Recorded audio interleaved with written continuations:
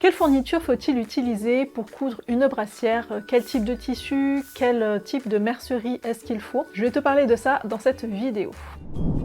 Dans mon livre Couture Yoga, tu trouveras deux patrons de brassière, donc une brassière croisée et une brassière dynamique plus ferme, qui est meilleure pour le maintien de la poitrine et pour les pratiques dynamiques. Mais ces fournitures, c'est valable aussi pour n'importe quel autre patron de brassière, pas seulement pour les brassières de ce livre. Concernant les tissus, il te faudra utiliser alors soit du lycra si tu aimes bien cette matière-là. C'est une matière qui est très extensible mais qui aussi contient beaucoup d'élastane et donc qui revient très facilement en place. Donc il existe plusieurs types de lycra, il y en a des plus fins et des plus épais, des plus extensibles que d'autres. Moi dans mon patron, je recommande une extensibilité de 60%. Tu peux aussi utiliser du jersey de coton, mais pareil avec de l'élastane à l'intérieur. Il faut qu'il contienne au moins 5% d'élastane pour être sûr que le tissu revienne bien en place. Si tu utilises du 100% coton, premièrement, il va pas forcément être très extensible. Et deuxièmement, c'est qu'il risque de se déformer à la longue et en fait de garder tout le temps sa taille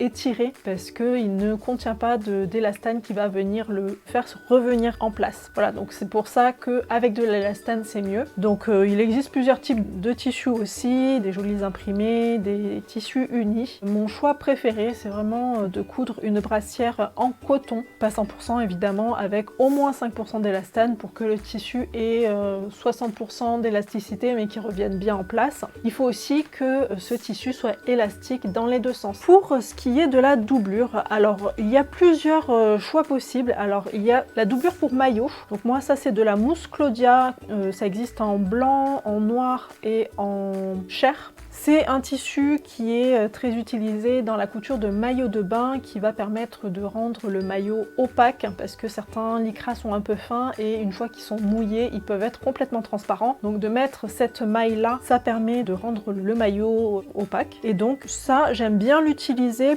pour la doublure de la brassière parce que je n'ai pas besoin d'un grand maintien puisque j'ai pas grand chose à maintenir. Donc cette mousse Claudia, elle est toute douce, c'est vraiment quelque chose que j'aime bien utiliser. Mais si tu as besoin de maintien, je te conseille plutôt d'utiliser ce qu'on appelle le Power Net. Donc c'est pas juste du tulle, c'est un tulle qui est extensible et qui est vraiment spécial pour la lingerie et il va être très élastique ou pas très élastique, ça dépend de la qualité que tu cherches. Il y en a des plus forts que d'autres et là tu vas avoir un bon maintien au niveau de la poitrine. Donc pareil, par contre là il en existe en des tas de couleurs parce qu'il est possible d'utiliser ça sous de la dentelle, ce qui permet d'avoir un effet de transparence. Et pareil, selon la qualité que tu prends, selon la force de ton Power Net, soit il sera complètement transparent ici. Là, j'ai un autre coloris, mais c'est exactement le même. Donc on voit vraiment bien à travers. Donc là, on va pouvoir jouer avec la dentelle. Et j'en ai des un peu plus forts. J'ai sélectionné plusieurs niveaux d'extensibilité, plusieurs niveaux de renfort pour voir aussi les épaisseurs. Donc là, on voit que celui-ci est un petit peu plus fort. Il est un petit peu moins extensible, mais il est aussi un petit peu plus opaque. Et celui-ci c'est le plus fort je crois. Et celui-là il est aussi très légèrement opaque.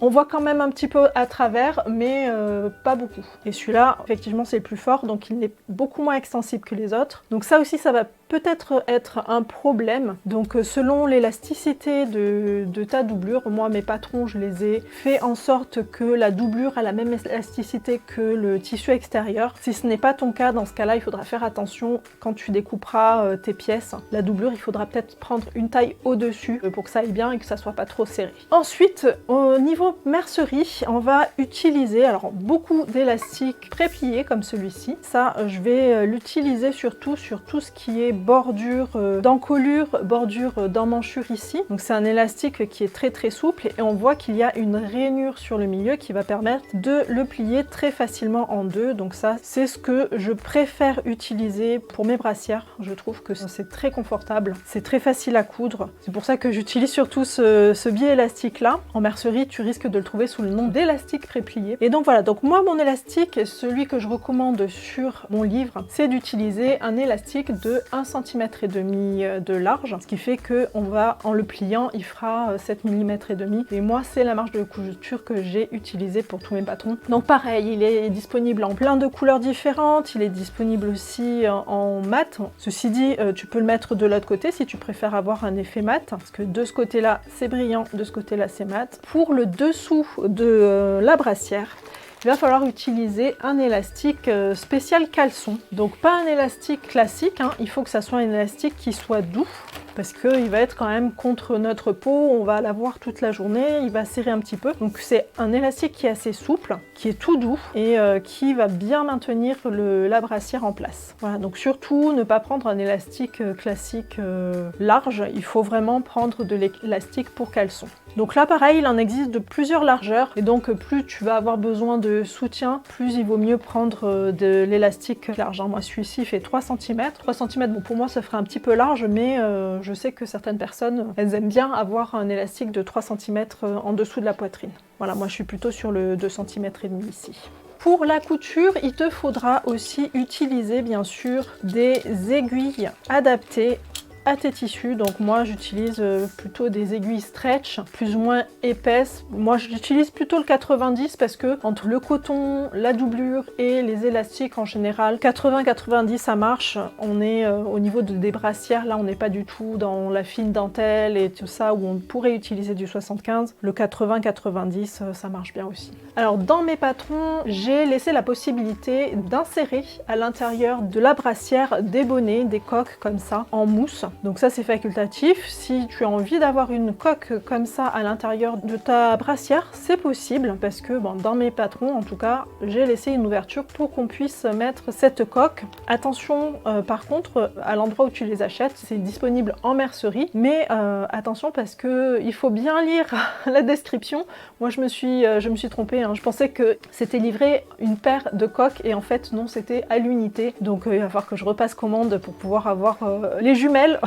Mais du coup l'avantage c'est que tu peux aussi avoir deux seins de taille différentes et donc prendre un bonnet de chaque taille et comme ça tu auras vraiment une brassière qui est vraiment adaptée à ta morphologie. Et donc pour adapter le patron à ta morphologie, ça ce sera dans une prochaine vidéo.